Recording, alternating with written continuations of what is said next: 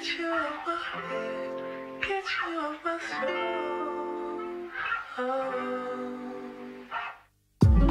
Bonjour à tous et bienvenue sur ce nouvel épisode de On Cause, le podcast qui cause des causes. Je suis très heureux de vous retrouver une fois de plus pour vous raconter l'histoire de celles et de ceux dont le quotidien s'articule autour du handicap de leur enfant. Et avant de commencer, j'ai envie de vous dévoiler un petit secret. Avant chaque témoignage, j'aime parcourir en diagonale le profil Instagram de celles et de ceux qui acceptent de me raconter une part de leur vie qui les a intrinsèquement changés. Je n'en lis pas trop pour ne pas me retirer l'authenticité de mes réactions lorsque je découvre leur histoire, mais j'aime tout de même me faire une idée de ce que je suis sur le point de découvrir. Peut-être par curiosité, peut-être par impatience, ou peut-être parce qu'au fond de moi, j'ai ce besoin de me préserver. Si j'ai choisi de commencer cette histoire en vous dévoilant cette anecdote, c'est parce que le profil qui relate l'histoire que je vais vous raconter est singulier de par son approche. En effet, une chose m'a tout de suite interpellé. Ce compte Instagram est avant tout un exutoire pour celle qui le tient. Alors asseyez-vous confortablement et laissez-moi vous raconter l'histoire de Mylène et de l'arc-en-ciel de Naël. Nous sommes le 21 juillet 2021 à Montauban et Mylène accouche de Naël, son troisième enfant.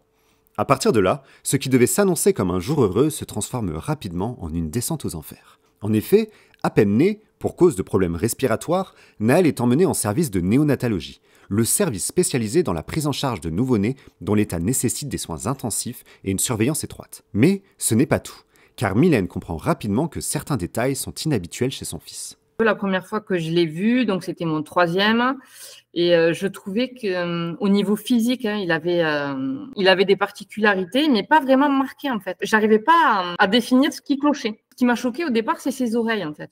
Il avait des oreilles, mais ses oreilles me choquaient. Je savais pas pourquoi. Et en fait, les médecins m'ont dit qu'elles étaient implantées basses. Donc en fait, elles sont sous la ligne de l'œil. Mais si tu veux, quand tu connais pas ça, il y a un truc qui cloche. Mais des oreilles implantées basses, avant d'avoir Naël, je savais pas que ça existait. Je ne m'étais jamais focalisée sur les oreilles des jambes. Bon bref, et ensuite il avait des fontanelles qui étaient ouvertes jusqu'au milieu du front. Ça faisait une espèce de triangle comme ça là. Ça aussi, on m'a dit bon, ça arrive, ça peut arriver chez certains enfants que les fontanelles soient très larges, mais ça peut se refermer avec le temps. Et ensuite, il avait une malposition des mains, donc tu vois, il est né avec les mains complètement qui touchaient quasiment l'avant-bras là, comme ça, tu vois. Ensuite, je l'ai pris sur moi et tout. C'était un bébé très mou qui se réveillait pas et ça clochait moi avec ce que je connaissais de la maternité avant, quoi. Tu te dis, attends, il y a un problème, quoi. Quelques jours après l'accouchement, les médecins expliquent à Mylène que des examens complémentaires ainsi que des tests génétiques devront être menés. Mylène est alors sous le choc. Comment est-il possible qu'on lui parle de syndrome génétique, elle à qui, 2 semaines plus tôt, on lui affirmait que son bébé serait en parfaite santé? De nature positive, elle refuse d'y croire jusqu'à ce qu'une pédiatre lui dévoile les résultats des analyses. Toutes les analyses sont revenues. Il a des malformations cardiaques, il a une malformation au cerveau. Et là, moi, je suis là, mais quoi? Je me dis, non, mais elle rigole. C'est pas possible, elle me fait une blague.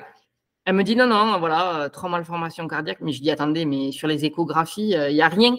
Je dis, là, vous ne pouvez pas m'annoncer qu'il y a tout ça. Je dis, c'est pas possible. Non, vous vous trompez. Non, c'est pas mon fils, quoi.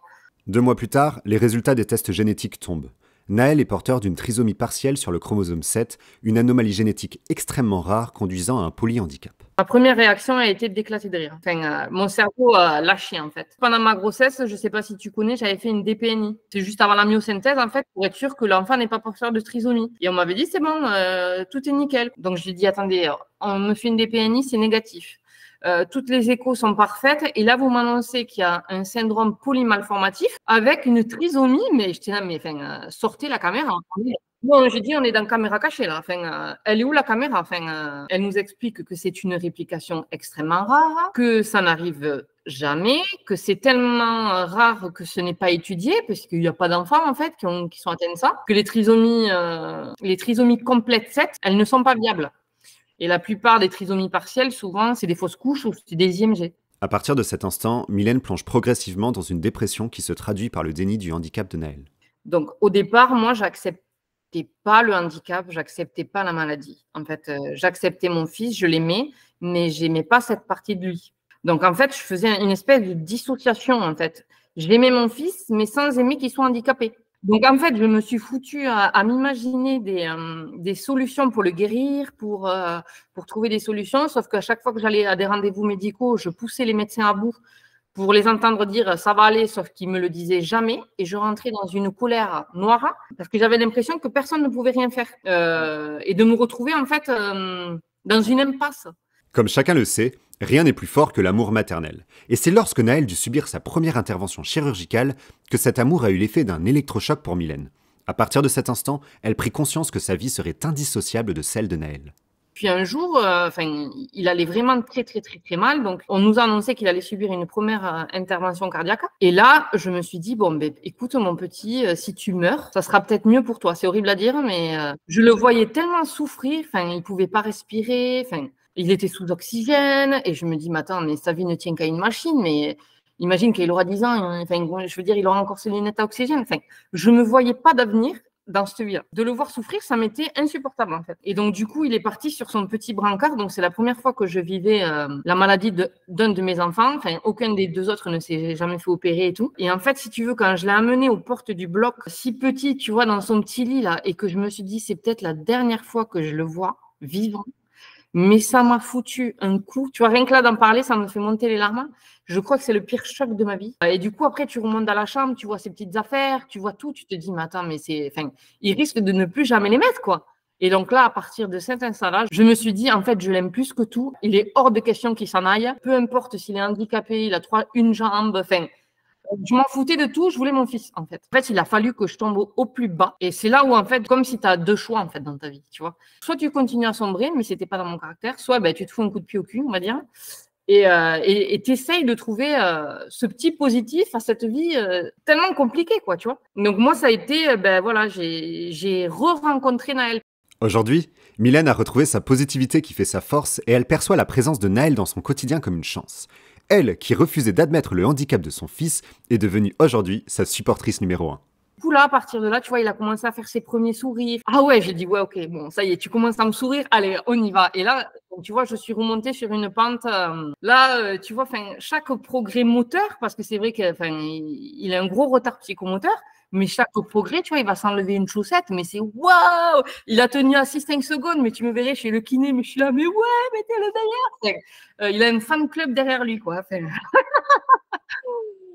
Donc, au niveau des encouragements, je pense qu'on est au taquet. Et voilà, c'est sur ces mots que s'achève l'histoire de Mylène et de l'arc-en-ciel de Naël. Je vous invite évidemment à découvrir la suite sur le compte Instagram l'arc-en-ciel de Naël, car comme je vous le disais en introduction de ce podcast, ce compte Instagram est très touchant de par l'honnêteté de Mylène dans chacune des descriptions de ses posts qui décrivent parfaitement l'état dans lequel elle se sentait au moment de les écrire. Je souhaite évidemment la remercier sincèrement de son témoignage, car comme vous avez pu le découvrir, elle a été ultra transparente sur les émotions qu'elle a endurées, donc vraiment sincèrement, merci Mylène. Enfin, j'aimerais conclure sur ce passage que j'ai trouvé particulièrement intéressant, je vous laisse écouter. Bon, c'est difficile, mais il n'y a que du positif dans le sens où il m'a fait voir la vie autrement. Il te recentre en fait sur les vraies valeurs. La Mylène d'avant, tu vois, aurait été inquiète au niveau financier parce que on est propriétaire, on a une maison. Tu vois, le quotidien qui est compliqué avec des crédits et tout ça, mais comparé à la santé d'un enfant, t'apprends à relativiser, quoi. Donc en fait, je vois la vie beaucoup plus belle. En fait, il nous a appris le vrai bonheur. Merci à toutes et à tous d'avoir écouté cet épisode de On Cause. Je vous invite évidemment à le partager pour le faire connaître, ainsi qu'à vous abonner pour ne rater aucune future histoire, car comme vous savez, chaque histoire est unique et ce serait donc bête d'en rater une. Sans oublier que cet épisode vous est proposé par freedom.fr, une plateforme de cashback solidaire qui vous permet de financer gratuitement votre association ou celle d'un proche grâce à vos achats du quotidien, sans payer plus cher vos articles. Et d'ailleurs, l'association L'Arc-en-Ciel de Naël y est inscrite, et donc vous pouvez la financer dès aujourd'hui. Bref, on se retrouve sur freedom.fr, je vous fais plein de gros bisous, ciao.